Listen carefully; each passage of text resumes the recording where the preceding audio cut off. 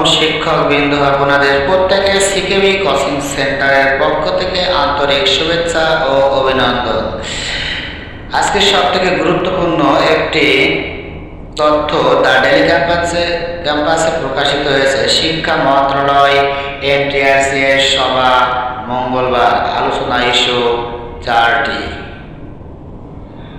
দেখি এখানে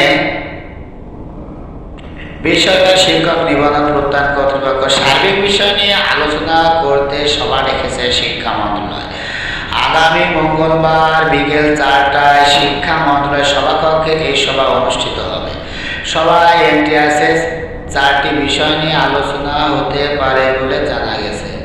রবিবার 2 আগস্ট মন্ত্রণালয়ের মাধ্যমিক এবং উচ্চ মাধ্যমিক বিভাগের সিনিয়র সহকারী সচিব শিরিন আক্তার একটি বিগত সভার বিষয়টি জানানো হয়েছে। সভায় শিক্ষামন্ত্রী ডক্টর মিলনের উপস্থিত থাকার কথা রয়েছে।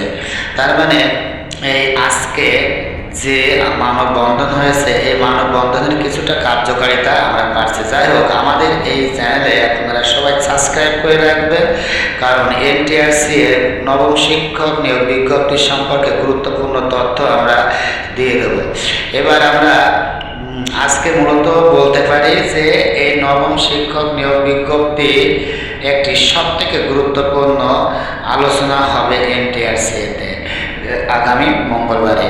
দেখি পরবর্তীতে এই সভায় এনটিআরসি আলোচনায় আগামী মঙ্গলবার বিকেল 4টায় শিক্ষা মন্ত্রণালয়ের মাধ্যমিক এবং উচ্চ বিভাগে অনুষ্ঠিত হবে। এখানে সভাপতিত্ব করবেন বিভাগীয় সচিব আব্দুল খালেক। এই সভায় শিক্ষা মন্ত্রণালয়ের ডক্টর মিলনের উপস্থিত থাকবে। সভায় উপস্থিত থাকার জন্য নির্দেশ করা হয়েছে। তার মানে দেখেন, আজকে যে মানববন্ধন হচ্ছে অত্যন্ত গুরুত্বপূর্ণ একটি কার্যকর দিয়েছে। দেখি মন্ত্রণালয় এনটিআরসির একাধিক সূত্রে জানিয়েছে, চলমান প্রতিষ্ঠান প্রদান এবং সহকারী প্রদান নিয়োগ পরীক্ষা নবম শিক্ষক নিয়োগ বিজ্ঞপ্তি 18তম সুপারিশ বঞ্চিত প্রার্থীদের বিষয় সহ 18তম নিবন্ধনধারীদের বিষয় নিয়েও আলোচনার সম্ভাবনা রয়েছে। সভায় শিক্ষামন্ত্রী এনটিআরসি বিষয়ে দিক নির্দেশনা দিতে পারেন। নাম অপ্রকাশিত রাখা শর্ত এনটিআরসির এক কর্মকর্তা জানান, আমাদের চলমান বিষয়গুলো নিয়ে সভা ডাকা হয়েছে, হয়তো মন্ত্রী কোনো নির্দেশনা দিতে পারেন।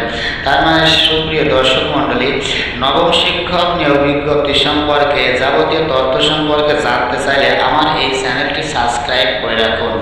এর সাথে সাথে আমি আপডেট দিয়ে দেবো। ধন্যবাদ দেখার জন্য।